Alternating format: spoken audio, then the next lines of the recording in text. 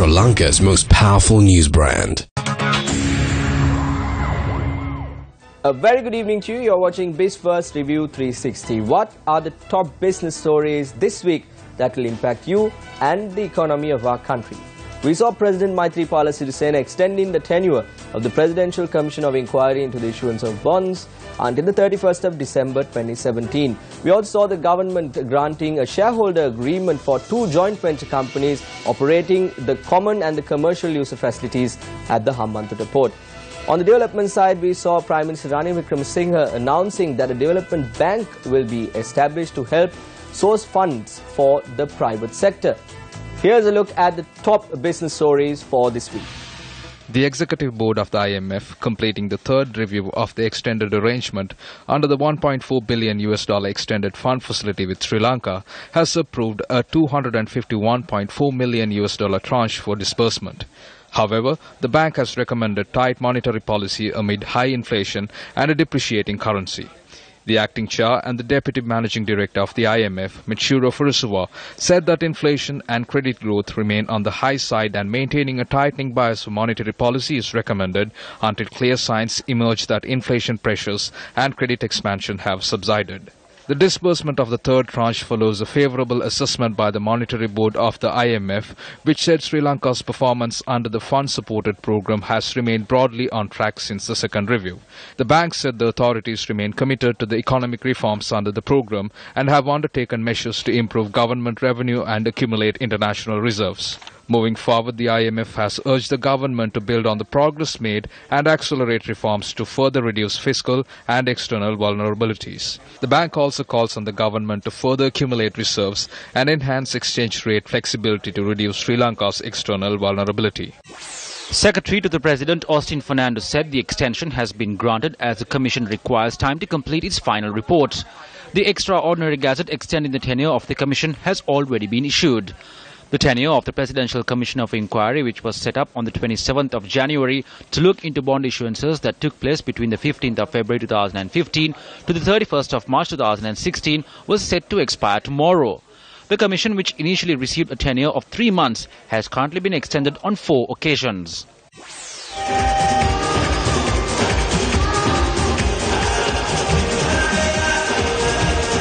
Addressing the 53rd Annual Report Awards organised by Chartered Accountants of Sri Lanka, Prime Minister Ranil Wickremesinghe said a new development bank will be set up to source funding for the private sector. The new development bank is to be set up with an initial capital of 30 to 35 billion rupees. Let's put our hands together, ladies and gentlemen. So I want to tell you that the government next year will be launching a new bank to provide development finance. We will have the Treasury, the 3 state banks as stakeholders.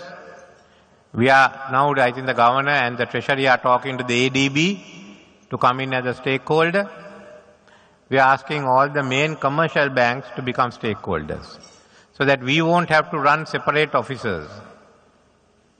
The different stakeholder banks will then do the work of enabling development capital to be given to the private sector.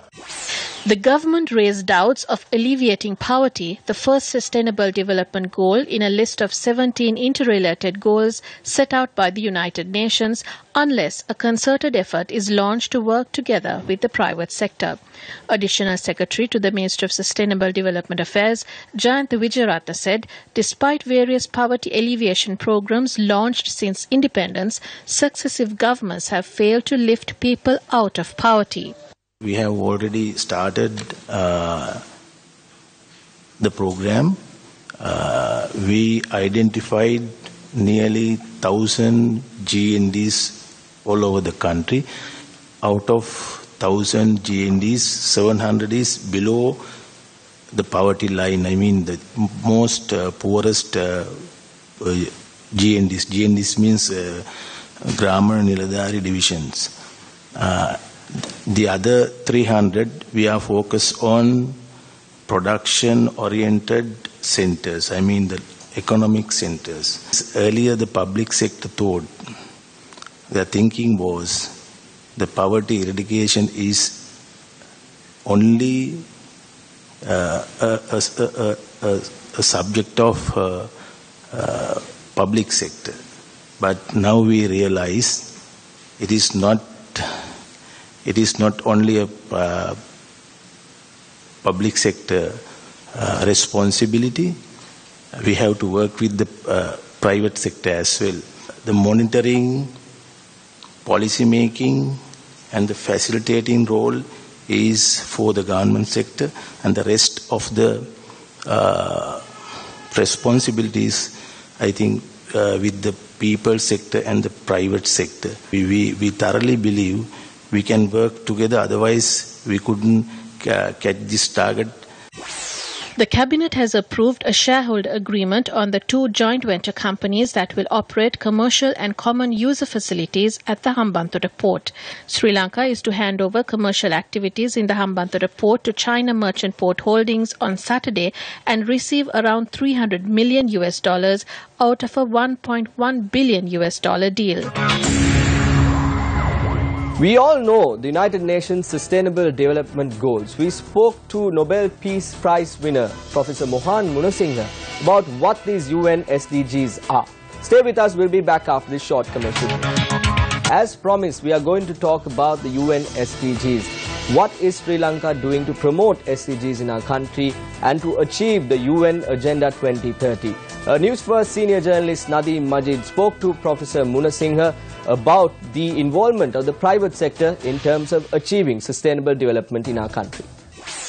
We're going to be talking all about sustainability on the program today, and for this we brought to the studio the highly acclaimed economist and chairman of the Presidential Committee of Experts on the Sustainable Vision 2030, Professor Mohan Munasinghe, to discuss Sri Lanka's progress in achieving the Sustainable Development Goals. Professor, thank you very much for coming to our studios today. Thank you very much for inviting me.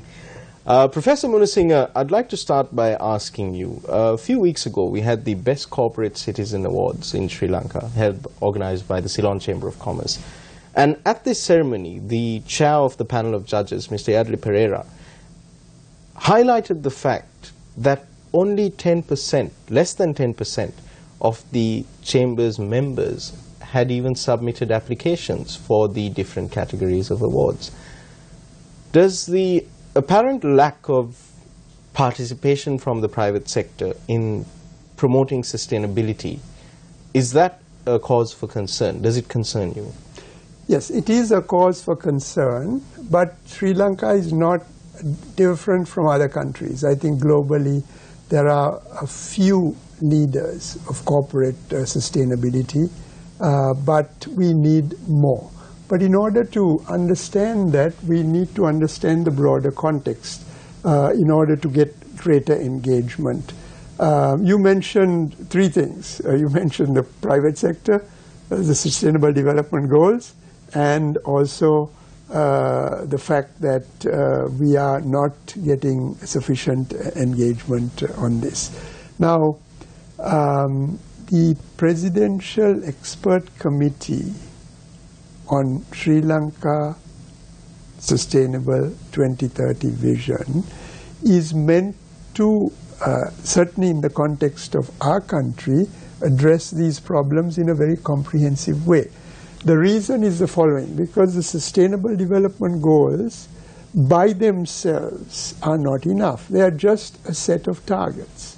And there have been many targets over the years, like Millennium Development Goals or Agenda 21 before that, and so on. So what we need is to implement a program. And for that you need a plan. And this is what the Sustainable Sri Lanka 2030 Vision Strategic Plan is hoping to do. The SDGs you can think of as a kind of a skeletal framework, but you need the flesh and the blood to round it out. And from the UN perspective, the SDGs also do not stand by themselves. They are part of something called the 2030 Agenda, which is the full, complete picture. Now, what are the problems that we really have to address? First is, to get engagement of the business community, you have to appeal to them, right? In the sense that most business people are profit-oriented and they are looking at that. We are asking them to look at a broader concept called triple bottom line, which you may have heard of. So sustainability consists now of... That's where you consider the economic, social and ecological aspects in your profits. Absolutely. So you have the economy, because nothing can be done without the money, and certainly raising the poor out of poverty is not possible without. The environment, because we don't want to get rich at the cost of ruining our natural resources, but the social is equally important, because we want to have inclusion and harmony and social justice and other elements. This Sustainable Development Triangle is a concept I proposed in 1992, 25 years ago, at the Rio Earth Summit. At the time it was a bit contested, but now it's very well established. It's a bit of a hard sell with the corporate community, because they are still oriented towards the economic dimension naturally. There is some element of the CSR that corporate entities realize they are embedded in a social system, and therefore they have to do something for society. At the same time, a few of them also realize that there are environmental responsibilities. But we have to make it attractive for them, and therefore we invoke another triangle here. The other triangle is the multi-stakeholder triangle, which means the business sector alone cannot do it. You need government and you need civil society working together. Sometimes there are cross purposes, which doesn't help, because finger pointing, we have to get beyond that. Everybody has to work together to solve the problem. Now, let me just also tell you that I have proposed a framework since the 1990s called the Green Growth Path, which was a win-win solution for the business community. The essence of that is, when you produce, use less natural resources. Why is it win-win? Because if you use less energy or less water or whatever, your costs go down. Therefore, your profits go up. So the business community, from the economic perspective, likes that. From the environmental perspective, because you use less resources, it's good for the environment. So that is the win-win solution, and a number of not only companies but countries have followed this. Recently I was in Portugal for the World Web Summit, and a number of EU countries in fact were there, and they complimented me on the fact that I had suggested this in the 90s and that many countries are following this green growth path. I was in China 2 weeks ago for a meeting organized by the government for the Belt and Road Initiative. You may have heard of this, the huge Chinese $1 trillion program. Now there's a lot of business activity and other things involved in that.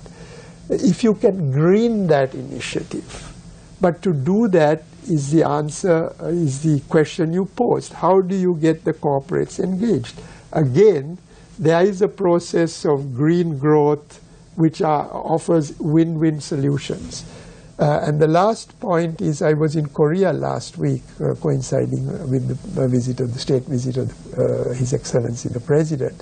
Again, Korea is following a green growth path for the last 15 years. So, and it has been successful. It has. Korean companies are among the greenest since the 1990s.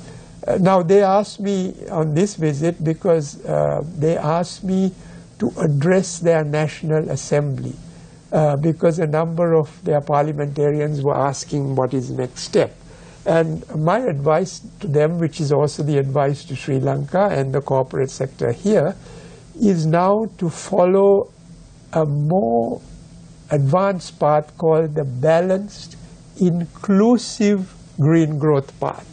So green growth was fine because it balances the economy and the environment, But now you have to bring social inclusion into the picture, into the balance. Because without that, we will not have reconciliation, we will not have harmony, we will not reduce inequality and other things. And the business sector in particular, which has emerged as the major engine of growth, not only in the West but also in Asia, has an important role to play. So the balanced, inclusive green growth path is the name of the game today, and a lot of countries are very interested. And I would love to talk to the corporate sector in Sri Lanka more about it. Welcome back to the show. Now, the central bank says that Sri Lanka has been prosperous this year than last year. It's now a look at vital statistics.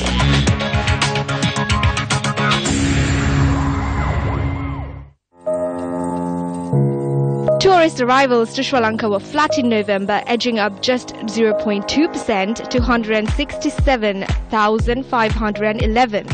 The slow growth was helped by East Asia and India, while most traditional and generating markets, including Europe, were down. According to the data from the Tourism Development Authority, in the 11 months to November, arrivals were up only 2.5% to 1.871 million.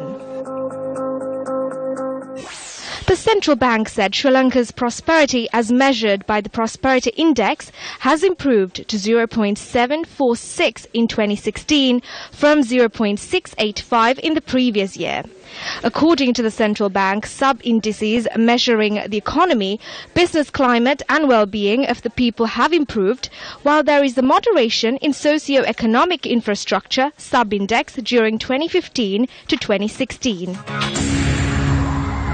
Now a look at other stories that made headlines this week. His Excellency Azmi Tazim, ambassador for Sri Lanka in Riyadh, told the Ceylon Chamber of Commerce that skilled Sri Lankans may get an opportunity to work in Saudi Arabia in the next 5 years. So now they are looking at the other areas, because as all thought Sri Lanka is only domestic, but now they have realized there is a potential. So in the next 5 years, we are hopeful about semi-skilled, skilled and professionals to go and work in Saudi Arabia. Addressing a Saudi Arabian business delegation, the chairman of the Ceylon Chamber of Commerce said there is potential for the Sri Lankan cut flower industry to enter the Saudi market. Because we know this is now a very steadily rising export industry from Sri Lanka is cut flowers. If you really see in that part of the world, at least my previous memories, I used to still remember, they used to import the plants from Cyprus and actually plonk it there because of the heat. So again here we are nurturing cut flowers as a big export industry. It's a huge opportunity to push it into that market because they don't have the luxury of, the climate is not conducive in the agri-space. So a lot we can do, I think, in the agri-space, given the significant involvement of the Sri Lankan population in agri. There is much more we can do to contribute towards local GDP. Well, that's all the news we have for you tonight. You can always look us up on Facebook by typing Biz1st Review 360. Have a pleasant weekend ahead of you. Good night.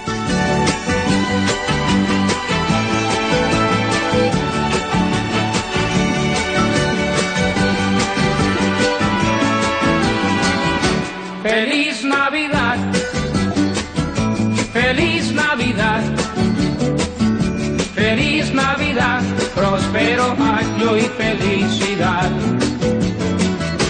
Feliz Navidad, Feliz Navidad, Feliz Navidad, próspero año y felicidad.